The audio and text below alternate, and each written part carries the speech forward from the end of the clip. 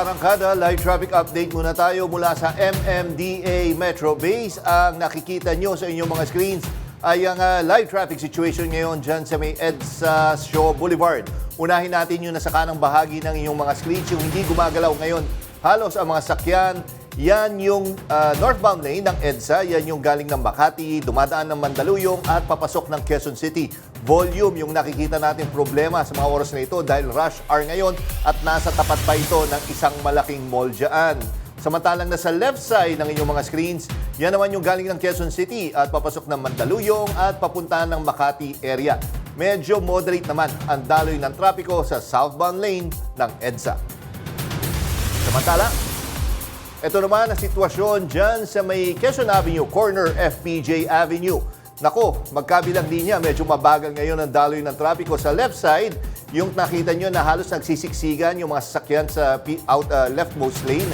Ito yung galing ng Quezon Memorial Circle, lumiliko ng FPJ Avenue at papunta dun sa entrance ng Skyway. So pag dumaretso kayo dyan, dadaan yan na Santo Domingo hanggang papunta ng Welcome Rotonda. Volume din yung nakikita nating problema sa mga oras na ito. Samantalang dun sa eastbound lane, nasa kanang bahagi niyong mga screens, yung galing ng Welcome Rotonda, mabagal din ang daloy ng mga sasakyan dahil rush hour nga. Ito naman yung galing ng Quezon Avenue at papunta ng Quezon Memorial Circle. July 4, 2025, Biyernes. Sa wakas, weekend na mga kaarangkada. Kahit maulan at may bagyo, maiinit na balita at impormasyon ang pabaon namin sa weekend ninyo. Kasama niyo pa rin kami sa kwento ng bayan at lakas ng masa. Ako si Nina Corpus. Bawat komento, pulso ng bayan, importante yan sa amin. Bawat issue, dadaanan natin yan. Kaagapay nyo kami sa mga usaping hindi dapat palampasin. Live tayo sa DZMM Radio Patrol sa Istrenta, 92.3 FM Radio Manila at lahat ng FMR station sa buong Pilipinas. Gayon din sa Signal TV, Channel 31. Ako, si Jack Batallones. Ito ang Arangkada Balita. Bagyong Bising lalo pang lumakas habang tinatahak ang extreme northern Luzon.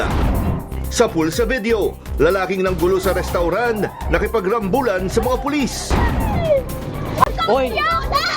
Isa pang sa pool sa video, awayan ng mga kabataan dahil sa gantihan. Higit 1,000 ebidensya laban kay dating Pangulong Duterte, kaugnay sa kasong Crimes Against Humanity, isinumite ng ICC prosecutor. At showbiz industry, nagluluksa sa pagpanaw ng veteranang talent manager at showbiz host na si Lolit Solis. Nasuntok ang isang pulis habang rumeresponde sa reklamo ng isang restaurant matapos manggulo ang isang customer. May umaarangkadang balita si FMR News Cebu correspondent Clark Pasuit. Sa pool sa video ng kuyugin ng mga pulis at security guard, ang lalaking ito sa isang fast food restaurant sa Panglao, Bohol kahapon. Makikitang pinagtulungang mahuli ng mga pulis ang lalaki matapos niyang suntukin ng isa sa mga pulis. Ayon sa mga otoridad, inireklamo ng gwardya ang lalaki dahil sa panggugulo sa restaurant. Nang kausapin siya ng mga pulis, dito na nagkarambulan na umabot hanggang sa labas ng establishmento. Napag-alamang isang OFW ang lalaki mula sa Sweden. Kakalabas lang niya sa rehab dahil sa problema sa mental health. Sinasabing nakatakas lang ang lalaki mula sa hotel kung saan siya pansamantalang nanunuluyan. Hindi na inaresto ang lalaki at ipinagamot na lang ng mga pulis. Clark Pasuit, umaarangkada sa pagbabalita. Binugbog, sinabunutan at pinagsisipa ang 2 dalagita sa Taguig. Ang dahilan niyan, paghihigante. May report si Ryan Paraboles. Oy! Sa cellphone video, makikitang hinampas sa ulo at sinabunutan ng dalagita ang isa pang dalagita. Ang biktima napaiyak na lang sa sakit. Isa! Ay, mag-wait lang kasi! Ano ba? Sinubukan silang awatin pero hinataw ng suntok at sipa ang biktima. Pinaghiwalay na sila pero humabol pa ng suntok ang dalagita. Maya-maya pa, sumugod ang isa pang dalagita sa biktima. Kinaladkad niya ang biktima saka pinagsusuntok. Ang buong eksena nangyari sa barangay Maharlika sa Taguig nitong linggo ng hapon. Ang mga kabataang dawit sa away ay mga edad 12 at 13 anyos. Hindi na nakita sa video pero nabugbog din daw ang kaibigan ng biktima. Ayon sa pamunuan ng barangay, 3 kabataan ang nanakit sa mga biktima. Gantihan daw ang naging dahilan ng kanilang away. Napagbuntunan umano ng galit ang biktima dahil kaibigan daw nito ang dating nambugbog sa mga salarin. Pinagharap na ng barangay ang mga biktima at ang mga nambugbog. Napagkasunduan nilang magkaroon ng counseling ang mga kabataan. Babayaran din daw ng nambugbog ang gasto sa ospital ng mga biktima. Ryan Paraboles, umaarangkada sa pagbabalita. Patay ang isang taxi driver na biglang binaril at ninakawan pa sa Cebu. Ang dumali sa kanya, hold-upper na nagkunwaring pasahero. Nagbabalik si Clark Pasuit. May mga tama ng bala sa ulo at katawan ang driver na si Johnny Burdas. Natagpuan siya sa loob ng kanyang taxi sa Lapu-Lapu City, Cebu. Napahagulgol ang kaanak ng biktima nang makita ang kanyang sinapit. Bago ang krimen, nahagip sa CCTV ang pagdaan ng kanyang taxi sa isang highway alauna ng madaling araw kahapon. Pumasok ito sa isang bakanting lote. Ilang oras ang lumipas, hindi na ito lumabas. Hanggang sa isang residente ang nakakita na duguan ang driver. Hold up ang tinitignang motibo sa krimen dahil wala na ang cellphone at wallet ng biktima. Possible, nagpahinga siya dun sa area, tapos baka lumapit tong suspect, nagpanggap na pasahero. Binaril siya mula sa labas kasi basag yung side ng salamin ng pintuan. Sa ngayon, may lead na ang mga pulis sa suspect. Tinutugis na siya. Clark Pasuit, umaarangkada sa pagbabalita. Personal na humingi ng update kanina kay Justice Secretary Jesus Crispin Remulla ang ilang kaanak na mga nawawalang sabungero. Ilan sa kanila ang nagsabing naniniwala silang totoo ang mga pahayag ng whistleblower na si Julie Patidongan alias Totoy at malaki raw ang maitutulong nito sa kaso. Ayon kay Remulla, inilagay na sa restricted duty ang 15 police officers na umano'y sangkot sa pamamaslang sa mga nawawalang sabungero. Ibig sabihin, hindi na sila papayagang gumanap ng regular na tungkulin bilang pulis habang patuloy silang iniimbestigahan. Isinusulong sa Kamara ang isang panukalang batas na naglalayong ipagbawal ang anumang koneksyon ng mga e-wallet sa online gambling platforms. Narito ang report ni Cherubim Ganaden.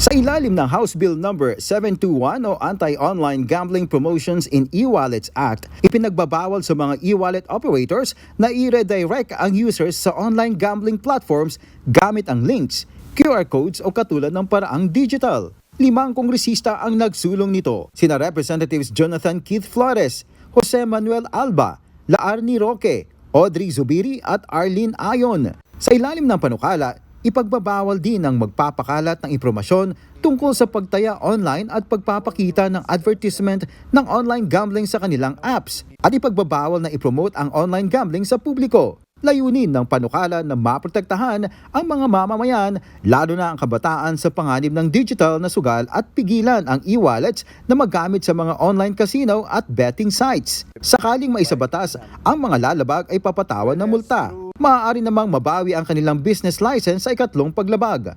Cherubim Ganaden, umaarangkada sa pagbabalita.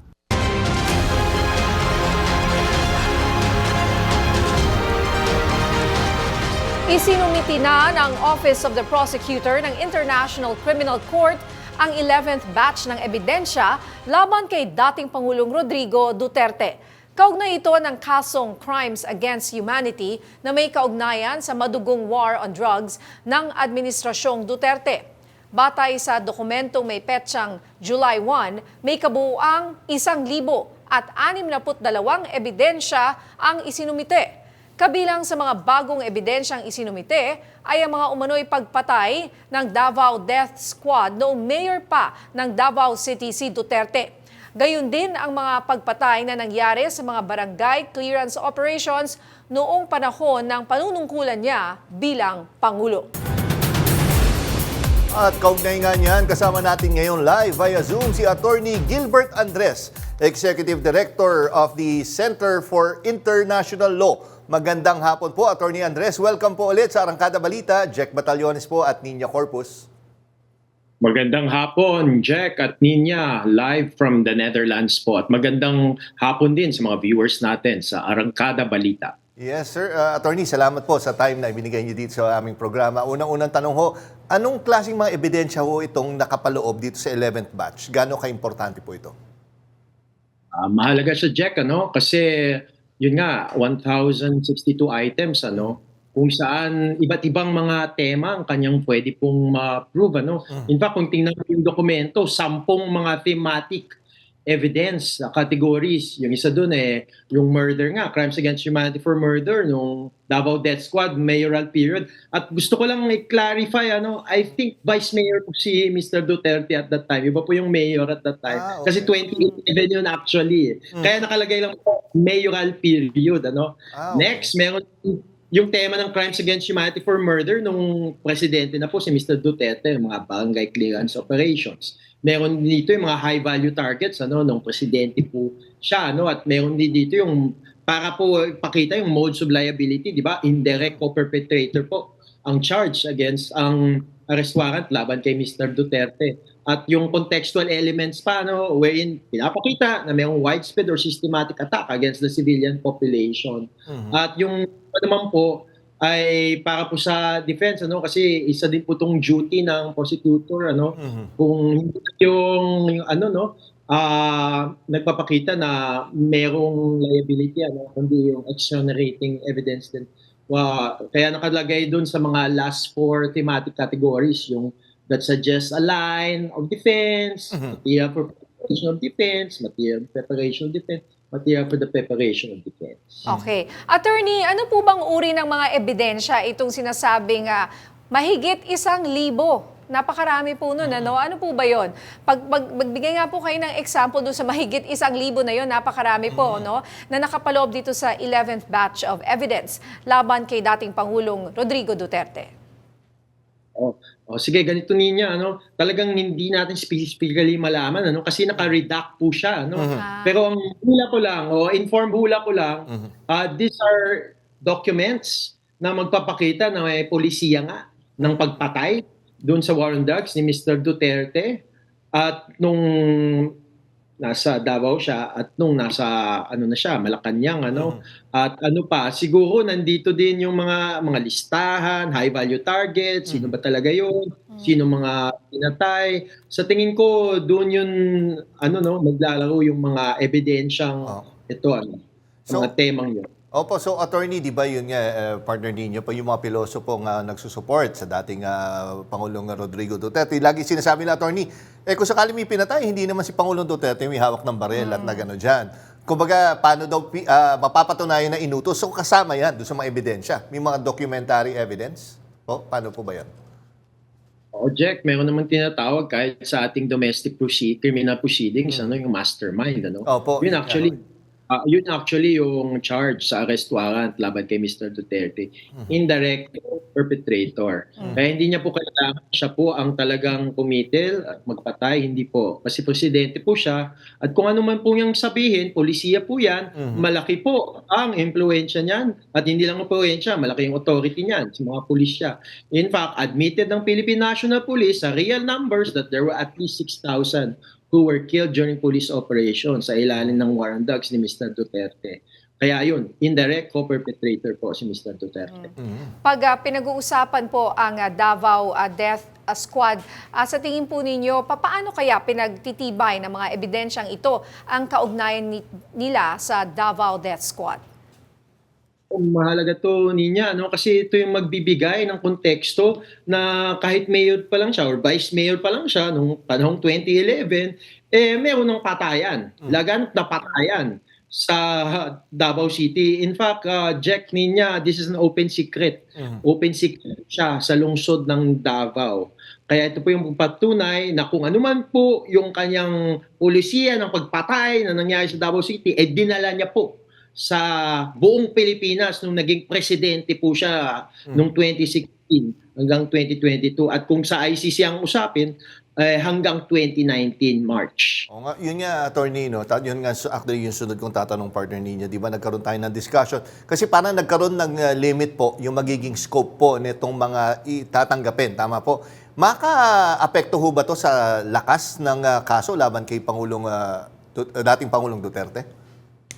Hindi naman siya makaka-apekto, check, ano? Kasi gano'n lang talaga, may temporal limitations, may temporal scope, ano? From November 1, 2011 hanggang March 17 or March 16, 2019. So, hindi siya makaka-apekto, bagkos kung may pong unfortunately namatay, nakababayan po natin, dahil sa EJK ni Mr. Duterte, nalampas po dyan sa scope, sa kasamang palad po, hindi po mapapasama. Ngunit, hindi pa rin po yan, hindi pa rin po naka-escape po sa liability si Mr. Duterte kasi meron naman po tayong domestic statute, yung IHL, meron naman crimes against humanity po doon.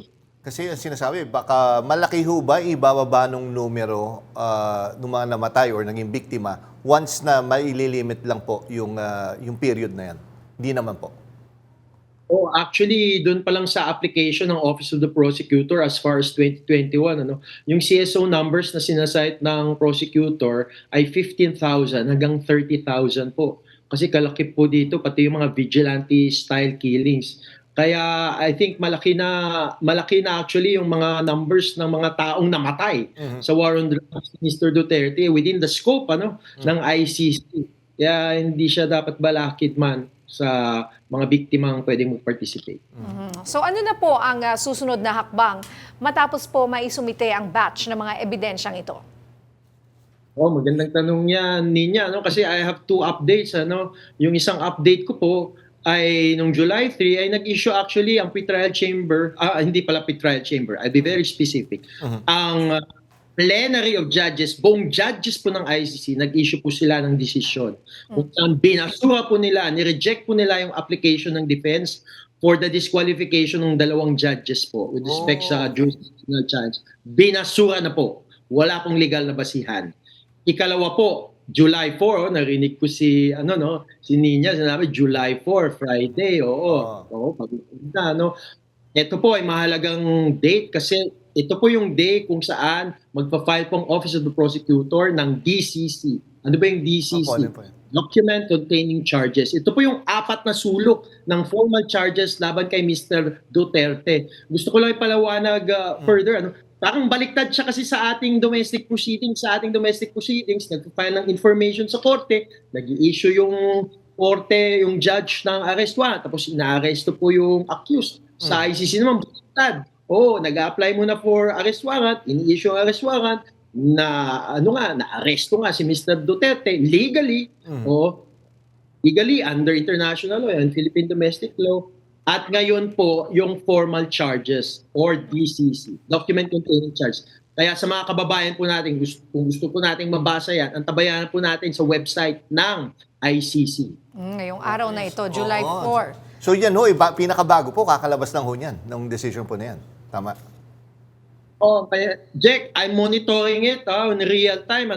Kaso dito sa Europe, 11:49 AM pa lang. Okay. At mukhang business day ay 4 PM pa.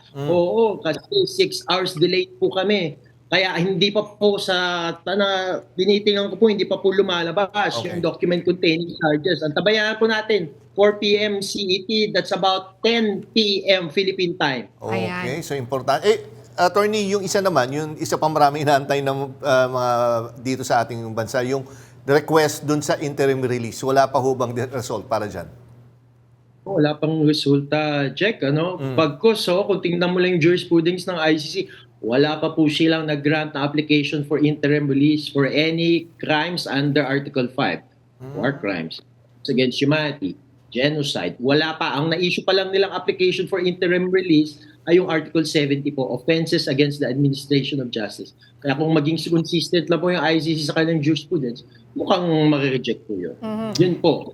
When do we expect na lumabas po yung desisyon tungkol po dyan sa interim release ni dating Pangulong Duterte? Mahirap malaman lang niya, no? Pero siguro, approximate lang naman, ano? Siguro mga last week of August, first week of May. At gusto ko yung dagdagan, mayroon pang isang pending, ano, na issue, ano? Ito naman yung jurisdictional challenge na malaking issue din, ano? Kasi ito yung sabi kung talagang matutuloy yung confirmation of charges. Ang akin lang din pong estimate ay pakalang last week of August, first week of September. Kaya antabayanan po natin yan. Actually, yun na lang natanong ko sa part. Between now and sa September 23 na date, ano ho yung mga key dates na kailangan natin bantayan? Bukod ngayon mamaya, di ba, may inintay po tayo. At saka ito yung sinasabi niyo, August, ano ho yung mga dapat na bantayan ng publiko tungkol sa kaso nga sa ICC po? Yun, kailangan bantayan ng ating mga kababayan, ano, yung ano bang magiging decision ng pretrial chamber dun sa application of interim release. So baka ano yan, last week of August, first week of September. Pati na rin po yung jurisdictional challenge. Ano? Kasi ito yung magsasabi kung tuloy nga sa confirmation of charges itong September 23. Kaya antabayanan po natin yan. Pero once na magsimula sa September 23, yung confirmation of charges, tuloy-tuloy na po yung trial po doon. Ano yung intervals nito? Months between each trial po? Okay, may technical differentiation lang, ano? Pre-trial pa po ito ang September 23. At kung natuloy yan, ibig sabihin na deny yung jurisdictional challenge ng defense. Yun actually yung implication nun. September 23, Tuesday po yan, hanggang sa Friday po, 23, 24, 25, 26. Tapos kung wala pa ng more period than that, baka until the next week of that. But kung na-submit na po for resolution, tapos na po magpresenta ang prosecution as well as yung defense, meron pong 60 days ang pretrial chamber para po magbigay ng resolution dun sa confirmation of charges. Whether ituloy nga sa trial proper. Now, kami po talagang nag-hope na matuloy po sa trial proper. Kung matuloy man po, hopefully, magsa-start po yan somewhere po next year na po, early next year, either January or February of 2026. Yeah, so matagal-tagal pa ang ating usapan po dito po sa ICC at si dating Pangulong Duterte. Pre-trial pa lang to. Opo. So, alright, maraming salamat, Attorney Gilbert Andres from the Netherlands. Salamat, sir. Ingat po. Ingat. Mabuhay po tayong lahat. Mabuhay kayo, sir. Inaasahan agad na maipasa ang panukalang Rice Industry and Consumer Empowerment Act or RICE Act sa ika-20th Congress. Ayon kay House spokesperson Attorney Princess Abante, dahil na rin ito sa mahusay na record ng lehislatura noong 19th Congress sa ilalim ng pamumuno ni Speaker Martin Romualdez. Layunin ng RICE Act na palakasin ang National Food Authority para pababain ang presyo ng bigas, patatagin ang supply at bigyang lakas ang mga lokal na magsasaka. Iniakda ni Tingog Party List Representatives Jude Asidre at Yeda Marie Romualdez ang panukala na kauna-una ang inihain sa 20th Congress at patunay na nasa top priority ito. Plano ng Department of Agriculture na ibaba pa sa 43 pesos kada kilo ang maximum suggested retail price sa premium imported rice simula sa July 16. Sa ngayon, nasa 45 pesos ang MSRP nito. Dulot ito ng mataas na global supply ng bigas at paggaan ng geopolitical tension sa Middle East. Tiniyak din ng DA na nananatiling mas mataas ang supply ng lokal na bigas kaysa sa imported. Suportado ni Leyte 1st District Congressman Martin Romualdez ang Benteng Bigas Meron Na, program ni Pangulong Ferdinand Marcos Jr. Katunayan, gusto niyang gawin na permanente ang programa. May report si Angela Babad.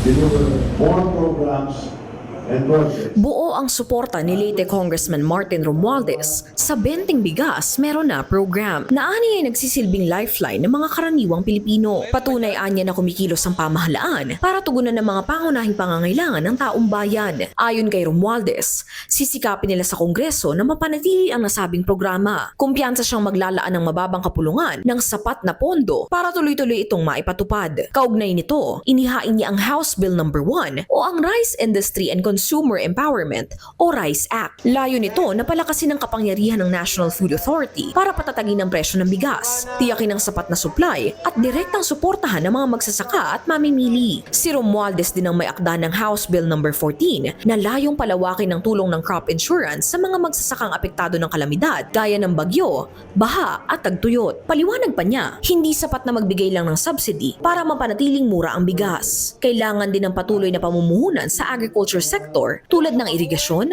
makinarya, pautang at mga pasilidad sa pag-ani. Bago matapos ang 19th Congress, inatasan niya ang Congressional Policy and Budget Research Department na pag-aralan kung paano maisasabatas ang 20 pesos kada kilong bigas para matiyak na magpapatuloy ito kahit magpalit ng administrasyon. Sabi pa ni Romualdez, hindi dapat sayangin ang ganitong progreso para sa mga bata at pamilyang Pilipino. Tiniyak din niya ang suporta sa Department of Agriculture at National Food Authority sa 2026 budget para masiguro ang pangmatagalang tagumpay ng Benteng Bigas Meron Na program. Angela Babad, umaarangkada sa pagbabalita.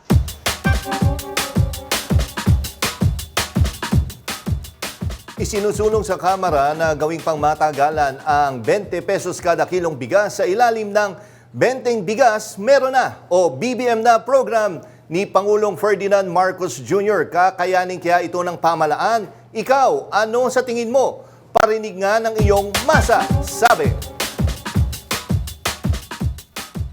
Sa tingin ko naman po, kakayanin, pero 50-50 pa rin po kasi alam naman natin yung gobyerno natin. Mayroong mga gusto ng mabuti, mayroong gusto ng mga alam mo yun, ng kurakot. Pero kung sa tingin ko, yung pinapangako na ating presidente, si BBM, masustain niya, kaya niya yun. Meron siyang mga advisor, meron siyang mga agricultural sa mga sectors. Kailangan po kakayanin niya kasi yan ang pinangako niya at saka kailangan para makatulong naman sa mga mahirap na hindi kayang bumili ng mamahaling bigas. Kakayanin po siguro dahil pangmasam po naman lahat yun eh. Matulungan din yung mga magsasaka, pati ang mga taong bayan. Kakayanin, dapat lang po kasi mayaman ang Pilipinas eh. Nasa gobyerno lang naman po ang gumagawa, dapat ng paraan. 50-50 kasi may mga problema tayo na parang kinakaharap kesa sa bigas natin. Pero kung pagtutuunan ng pansin tong bigas natin, natutok mismo dito, pwede. Sa palagay ko naman ay talagang yan ay paninindigan ng ating kagalang-galang na Pangulo. Sapagkat ako ay malaki ang tiwala sa kanya na gagawin niya yan. Dahil siya ay makabayan din, nakatulad ko. Tiniyak ng pamahalaan na ginagawa nila ang lahat para matugunan ang pangangailangan sa tubig ng mga naapektuhang consumer ng prime water sa ilang lugar sa Bulacan, Laguna at Cavite. Sinabi ng Local Water Utilities Administration na puspusan ang mga hakbang na kanilang ginagawa para maging maayos ang supply ng tubig sa apektadong lugar. Sa ngayon ay isinasantabi na nila ang mga sisihan at saka nakafocus sila sa paghahanap ng solusyon. Natapos na rin ang kanilang investigasyon at naisumiti na sa Presidente ang kanilang findings at sa ngayon ay hinihintay na ang magiging desisyon dito ng Pangulo. Ang unang titingnan natin yung mga water districts na gustong kumalas yung maiingay na yun. Ngayon, medyo politically charged dyan issues niya kanino. Magkakaroon kami ng matrix kung alin ang ano. It's also a matter of logistics eh. 'Di ba? Saan available ang assets namin na madi-deliver kagad. So, we can inform you of the schedule, alin ang uunahin. At ayaw rin namin magkatampuhan sino inuna, sino hindi. No, kung kaya naming sabay-sabayan, of course we'll do that. But we'll inform you kung alin ang unang binagsakan ng tubig. At para pag-usapan ng mga problema sa serbisyo ng Prime Water, makakasama natin sa linya ng telepono si Zambales 1st District Representative Jefferson J. Conghun. Congressman J, magandang hapon po. Welcome po sa Arangkada Balita. Jack Batallones po at Nina Corpus. Magandang hapon po sa inyo, Kuya Jeff at saka si Ma'am Nina. Magandang hapon po. Yes, Congressman Jay, unang-una kayo po yung nag-initiate nitong House Resolution 22. Can you care to elaborate po kung ano talaga yung pinakalayunin at ano yung gusto natin matumbok dito sa House Resolution na ito? Nag-file nga tayo hapon ng House Resolution number 22 na kung saan we are asking Congress to investigate the irregularities between the contract of Prime Water at saka sa mga local water utilities na kung saan sila ay nagbibigay serbisyo sa ngayon dahil masyadong maraming reklamo, masyadong maraming pagkukulang, at saka napaka laki ng kawalang serbisyo na ibibigay at permission na naibibigay ng Prime Water sa kanilang mga consumer. Sa inyo po dyan sa Zambales, kumusta naman po ang serbisyo ng Prime Water? Napakasama ng kanilang serbisyo dito, lalong-lalo sa bayan na Subic dahil walang tubig at mataas ang singil sa mga billing kahit na wala namang lumalabas, nagbibil sila, at yung kawalan ng kawalan ng pagpapahalaga at respeto sa kanilang mga consumer, yun ang masakit dahil kailangan pa silang kalampagin, kailangan pa silang kausapin para yung mga hindi nila nasiservisyohan dahil sa walang tubig, kailangan pa silang sabihan na ito na sila ay mag-deliver, So talagang nakikita natin na talagang yung kanilang kairesponsablehan sa pagninegosyo nagpapakita sa mga ganitong sitwasyon. And Congressman Jay, alam ko nung final yung to kahapon ay nakasama nyo yung mga ibang congressman. Pare-parehas ba? Marami ho ba kayong nagre-reklamo? Bali yung mga constituency, pare-parehas ang problema. Ano yung karaniwang reklamo po? Regardless ko inong lugar po. Actually, almost 40 na congressmen na nag-signify na gustong sumama o mag-co-author sa resolution na ito. Ito yung mga congressmen na ang kanilang mga nasasakupan Prime Water din yung yung nagseserbisyo at nagbibigay serbisyo sa kanilang tubig at karaniwang reklamo yun nga yung violation sa kanilang memorandum of agreement at kawalan ng serbisyo tubig at talagang pangit na serbisyo yung masyadong mataas sa singilin, kahit wala namang lumalabas sa aming mga gripo, at saka yung walang hindi sila sensitibo sa mga nararamdaman ng kanilang mga consumer. So yun yung mga karaniwang reklamo sa kanila na kailangan nilang tugunan. Ano po yung nakikita ninyong irregularities raw sa pagitan ng joint venture ng Prime Water at ng mga local water districts? Marami silang mga pangako na hindi natupad, lalo na sa Memorandum of Agreement, katulad nung kanilang mga sinasabi na mag-i-invest sila, katulad dito sa Subic. Nakalagay sa kanilang Memorandum of Agreement in 5 years, mag-i-invest sila ng 200 to 300 million para sa bagong source ng water, sa bagong mga repiping. Ngunit after 7 years, almost 40 million pa lang yung kanilang nai-invest. So walang improvement, wala tayong nakikitang development na isa sa mga inaasahan ng mamamayan, lalong-lalo na sa kanilang mga nasasakupang water utilities. And Congressman, gano'n na ba katagal yung problema na ito? Kasi bakit nga lang ngayon lang nabibigyan ng pansin? Kumbaga, dati ba maganda yung service nila at nag-deteriorate or noon pa lang hindi na talaga maayos yung serbisyo po nila? Sa kalagayan ng Subic, binigyan sila ng sapat na panahon para i-improve. Dahil alam naman natin nagkaroon tayo ng pandemic, katulad nga ng sinabi natin noon, isa sa mga reason kung bakit sinasabi nila nagkaroon ng delay sa kanilang development dahil nagkaroon nga ng pandemic, pero sa nakalipas na 7 taon, wala pa ring improvement at tingin natin, nabigyan na natin sila ng enough time para mag-catch up para tuparin yung kanilang mga pangako. Siguro na nabigyan diin lang yung issue sa Prime Water ngayon kasi isa sa mga may-ari ng Prime Water is tumatakbo sa Senado at nangangako na tutulong magbibigay serbisyo sa ating mamamayan. Ngunit siyempre, question din na ang ating mamamayan kung isa sa mga kanilang mga korporasyon, pangit ang serbisyo, nagpapahirap sa mga tao. So, questionin yung sensibilidad na sinasabi na gustong magserbisyo at gustong maglingkod sa ating pamahalaan. So, paano ka maglilingkod sa ating mga mamamayan kung isa sa mga iyong kumpanya ay nagpapahirap sa ating mga kababayan? 7 taon na in your case, iba na rin ko, 9 years nga eh. Napakatagal considering tubig po ang pinag-uusapan natin. Napaka-basic po nito. I mean, hindi dapat kailangan tumagal ng ganyan po. Kahit nga isang taon di ba? Imagine wala kang 7 tubig. taon, magtsatsaga ka sa ganyang problema. Panood ko nga, may mga iba, pagbukas daw nila sa umaga, may masangsang na Oo, amoy. tsaka kulay iced tea yung tubig Yun nila. na nga kakatakot Kaya mahirap. Congressman, nung Mayo, nung lumabas ang issue na ito, sinabi na political issue ito dahil sabi nyo nga, Yung timing nga nun. ang namumuno nito ay kapatid ng ni Senator Camille Villar, no? Pero eto, tapos na po ang halalan. Anong masasabi nyo sa mga nagsasabing political issue ito? Hindi lamang ito political issue. Actually, hindi lang ito national issue. Ito rin ay local issue. Dahil siyempre sa aming mga congressmen, ito ay issue sa aming mga district at nakikita namin yung mga taong naapektuhan, mga consumer na nagiging kawawa dahil nga sa walang aksyon na ibinibigay ang prime water. Katulad nga ng sinabi ninyo, papasok ka sa opisina, tapos pagbukas mo ng gripo, walang tubig.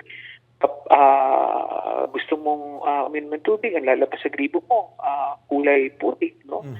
Tapos pagdating ng sweldo, magbabayad ka ng bilis sa tubig, makikita mo na ang taas-taas ng bill mo sa tubig, hindi mo naman napapakinabangan. So, hindi lamang ito political issue, bagkus ito local issue na talagang nakaka-apekto sa buhay ng ating mamamayan. Pero Congressman, ano ba, hindi ako kasi familiar sa mga ganito, partner. Kung may franchise ba to or kontrata yung pinag-uusapan natin. So pag nakita natin na sila ay may pagkukulang, ano ba, babawiin yung prangkisa kung may ganun ba yung pinag-uusapan or kontrata po ang ika-cancel? Paano po ba yan? Karaniwan usually depende sa sa makikita natin sa ating hearing kung aabot tayo sa pagbawi ng kanilang franchise, darating tayo doon So depende kung saan pupunta yung ating hearing at kung ano yung malalaman natin sa hearing na yan. And may ginagawa pa kanina, yung binasa, ang alam ko, ang luwa po, gumawa po ng mga recommendations at nandyan na po sa palasyo. Hihingi ba kayo ng kopya ng netong investigation na ginawa ng luwa? Paano makakatulong po sa inyo to?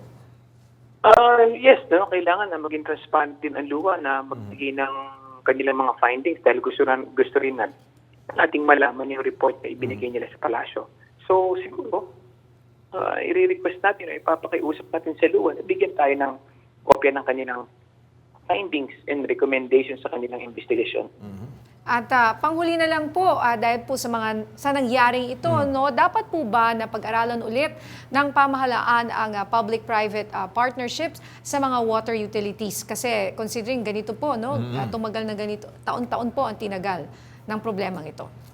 Kailangan pag-aralan ito dahil maraming issue na kailangan nating sagutin, tulad ng lack of transparency sa PPP contracts, naandyan yung weak regulatory oversight, merong naandyan yung consumer protection dahil sa kanilang poor service delivery.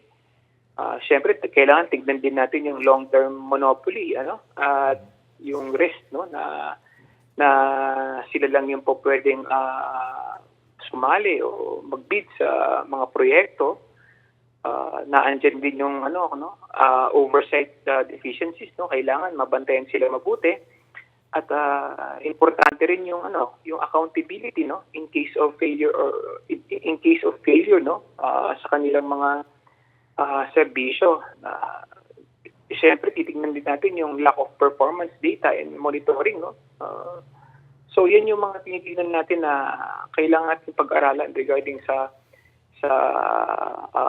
PPP projects na patungkol sa mga local water utilities.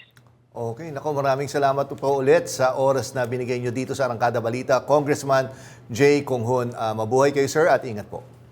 Maraming salamat. Mabuhay po kayo. Magandang balita sa mga estudyante, naglaan ng MRT3 at LRT2 ng tinatawag na dedicated student lane sa bawat istasyon nito para mas mabilis na makabili ang mga estudyante na kukuha ng 50% fare discounts. Naunang ipinag-utos ni Pangulong Ferdinand Marcos Jr. na padaliin ang pila sa rail stations at gawing magaan ang pagbili ng mga estudyante. Sinabi ni Transportation Secretary Vince Dizon na tinitiyak ng pamahalaan na maayos na galaw ng mga pasahero sa mga transport hubs. Sa aming pagbabalik, rehabilitasyon ng EDSA pati na pagpapatupad ng odd-even scheme sa susunod na taon na ipapatupad. Marami pang mainit na balita sa pagbabalik ng Arangkada Balita.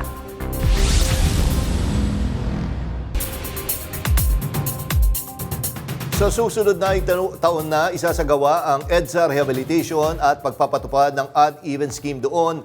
Ayon sa Department of Public Works and Highways, paliwanag ng DPWH, ito ay dahil simula na ng tag-ulan na susundan na ng Christmas rush sa papalapit na Disyembre. Ayon kay DPWH Secretary Manuel Bonoan, sa susunod na taon na paglalaanan nila ng oras ito. Gagamit sila ng tinatawag na efficient at affordable technology sa gagamiting 23.8 km stretch ng EDSA.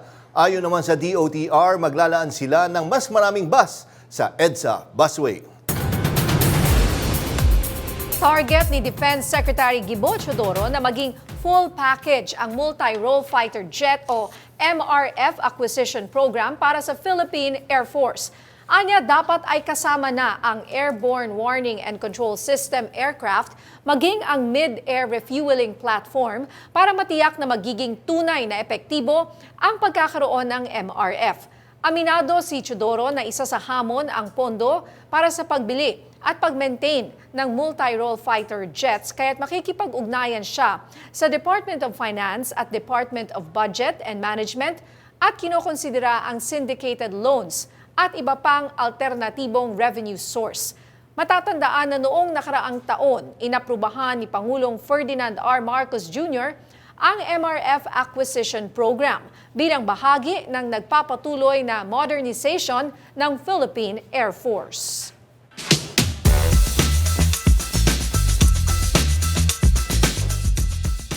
At kaugnay nga ng balitang full package na multi-role fighter jet MRF acquisition program para sa Philippine Air Force, makakausap natin si Dr. Sherwin Ona, Associate Professor, Department of Political Science and Development Studies ng DLSU. Magandang gabi po, Dr. Ona. Welcome po ulit sa Arangkada Balita. Jack Batallones po at Nina Corpus. Magandang gabi sa inyo, Jack and Nina. Maraming salamat muli sa inyong imbitasyon. Yes, Dr. Ona, I am sure sang-ayon kayo dito na tingin nyo ba it's about time na i-improve natin ang ating Air Force? Gano'n na ba ka-outdated tayo kung sakali? Absolutely, no? Talagang sang-ayon ako rito sa panukala ni Secretary Teodoro at sa pag-approve din ng ating Pangulo dito sa purchase ng tinatawag na multi-role fighter. Dahil nga matagal na rin kumbaga wala tayong ganitong capability. No, 2005 pa nung huli tayo nagkaroon ng isang dedicated na jet fighter.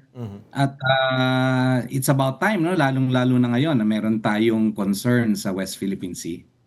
Ano po ba itong MRF or multi-role fighter jet? Wala pa ba tayong ganito sa ngayon? Sa inyong pagkakalam, Professor Ona? Singit ko rin doon, partner. No? Gano'n ba kadami yung nasa fleet po ba natin ngayon? Oo, meron tayo kasi ngayon yung tinatawag na FA-50 na nabili natin sa South Korea noong 2017, 2016, 2017. Ito ay na-deliver. Ito ay mga lead-in trainer jets. Ginagamit lang natin ito ngayon sa papagpatrolya sa West Philippine Sea at sa iba pang mga operation. Pero ito ay hindi talaga multi-role fighter dahil ito ay mga maliliit na eroplano. Medyo limited ang kakayahan nito na magdala ng mga nararapat na armas.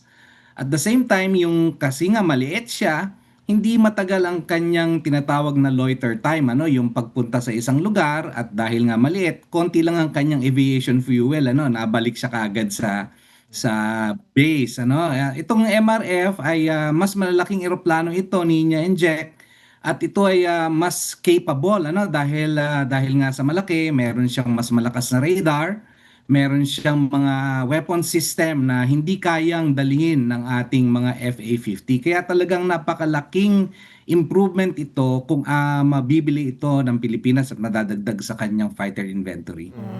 So ano po kaya ang maaari na mga maitulong nito sa pagbabantay, lalo na po sa issue dyan sa West Philippine Sea?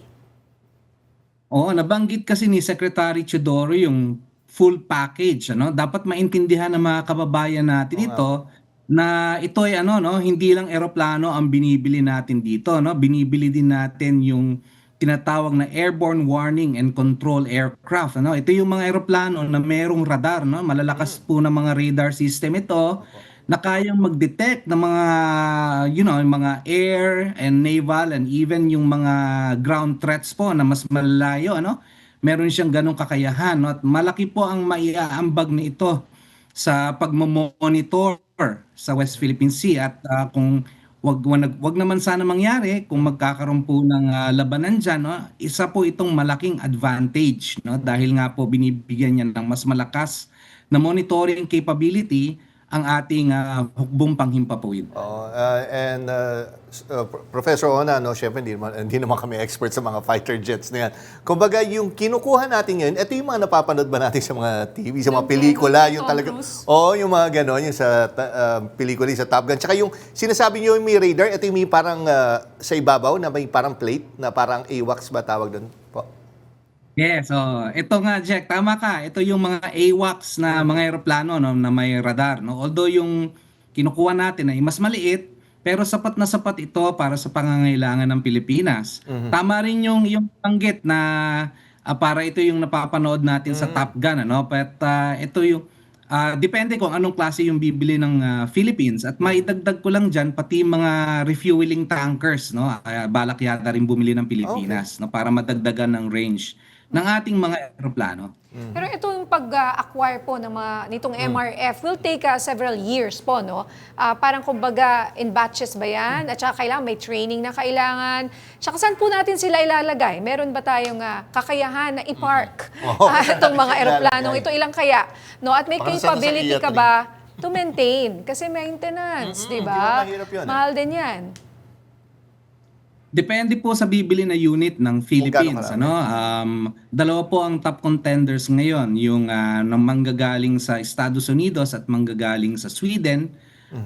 Yung sa Estados Unidos po ay siguro matagal pa natin bago makuha yun kung yun ang ma-approve, dahil nga mahaba ang pila, maraming mga bansang gustong bumili ng tinatawag na F-16. Pero po yung sa Sweden, ang pangako yata nila ay kayang ibigay, ma-deliver within the year or next year, yung initial batches. Ngayon po, kailangan nga po nito ng mga logistics, kung saan ipapark, sabi nyo nga, yung mga air bases po. Ngayon, depende po talaga kung ano yung bibili nating unit. Meron pong mga unit katulad po ng ino-offer ng Sweden na kaya nga mag-operate in dispersed environments, maski po hiwa-hiwalay, maski sa mga national highways, kaya niya mag-landing, Meron pong mga ganong capability, kaya po masusi pong pinag-aaralan niya na sa tingin ko ng ating armed forces, kung anong mga capabilities ang kanyang kailangan. And lastly po, Professor Ona, malapit na po yung SONA ng Pangulo. Ano ho ba yung, kumbaga, nasa wishlist niyo na gusto niyo marinig mula sa ating Pangulo?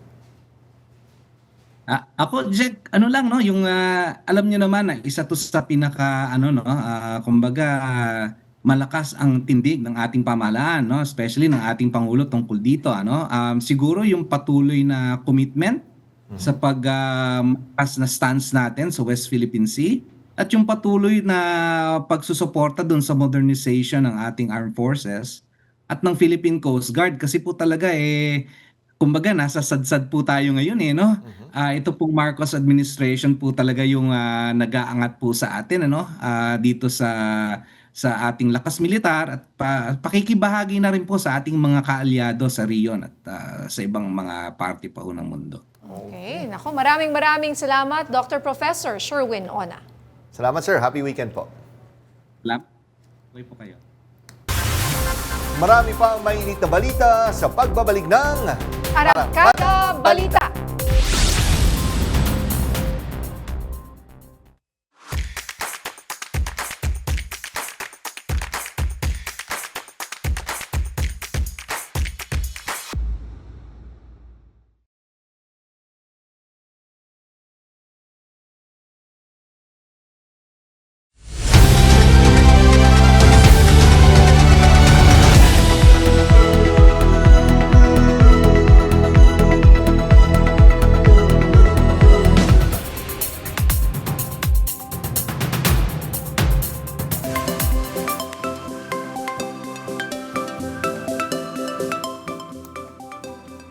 Patuloy na minomonitor ng Pag-asa ang bagyong Bising na nasa loob ng Philippine Area of Responsibility. Nasaan na ba ang bagyo? Alamin natin mula kay Pag-asa Weather Specialist Grace Castañeda. Miss Castañeda, kamusta na po? Nasaan na po ang bagyong Bising? Yes po, magandang gabi sa ating lahat. Kanina pong 2:00 ng hapon, si Bagyong Bising ay lumabas na ng ating area of responsibility. And huli nga po itong namataan sa line 345 kilometers west-northwest ng Calayan, Cagayan. Taglay po nito lakas ng hangin na 55 kilometers per hour malapit sa sentro at bugso ng hangin na umaabot sa 70 kilometers per hour. Ito po ay kumikilos pa northwestward or hilagang kanluran sa bilis na 15 kilometers per hour.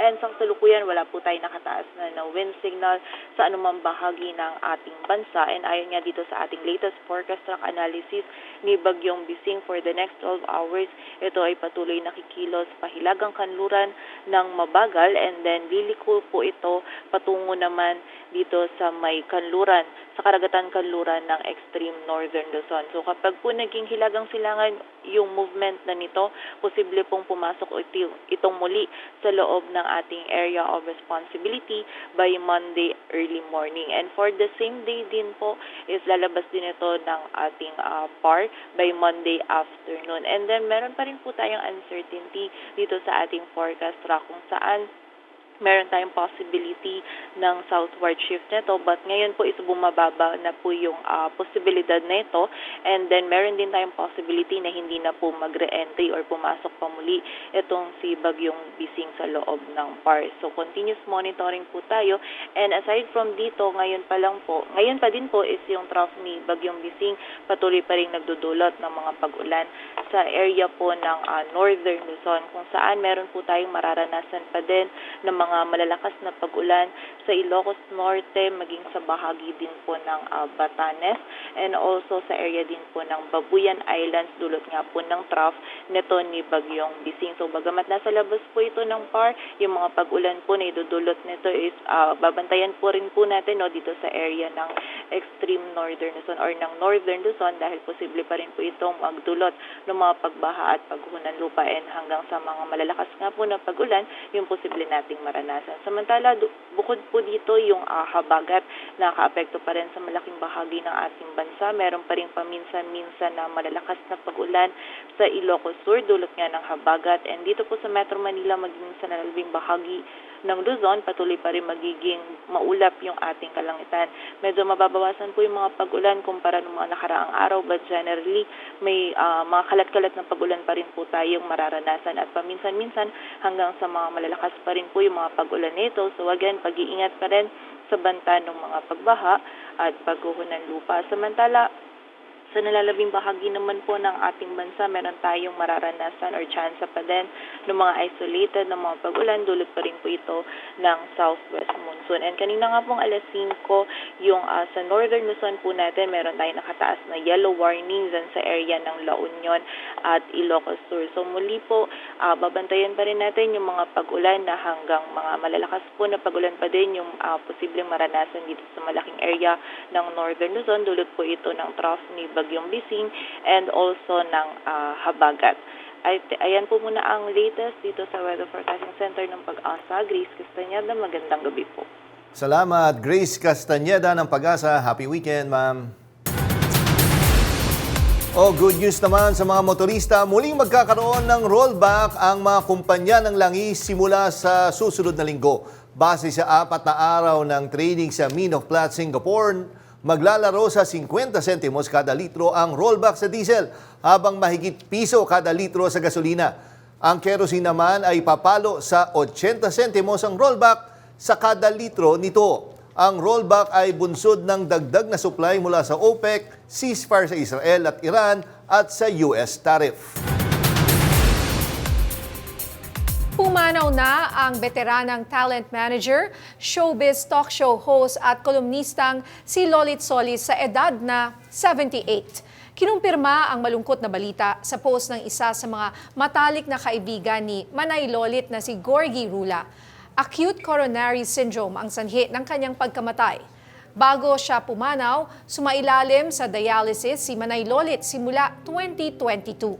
Kilala si Manay Lolit bilang isa sa mga influential na showbiz talent managers. Kabilang sa mga alaga niya sina Lorna Tolentino, Bong Revilla, Lani Mercado, Nino Mulak, Tonton Gutierrez, Gladys Reyes, Benji Paras at marami pang iba. Naging host din siya noon ng talk show na Star Talk mula 1995 hanggang 2015.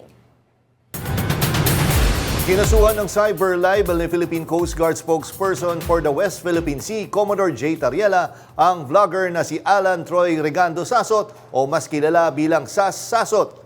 Isinampa ito ni Tariela sa Manila Prosecutor's Office kung saan humihingi siya ng danyo sa nagkakahalaga ng 1.25 million pesos.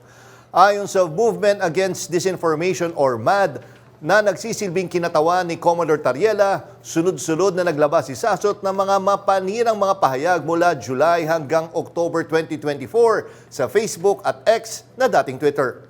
Kabilang sa mga akusasyon ni Sasot kay Tariela ay ang umano'y pandaraya niya sa PMA, pagtanggap ng $4 million na talent fee mula sa Amerika at pagbibigay sa kanya ng mga bag na pera ni House Speaker Martin Romualdez. Mariing pinabulaanan ng opisyal ang lahat ng paratang at iginiit na ang mga ito ay walang katotohanan at walang basehan.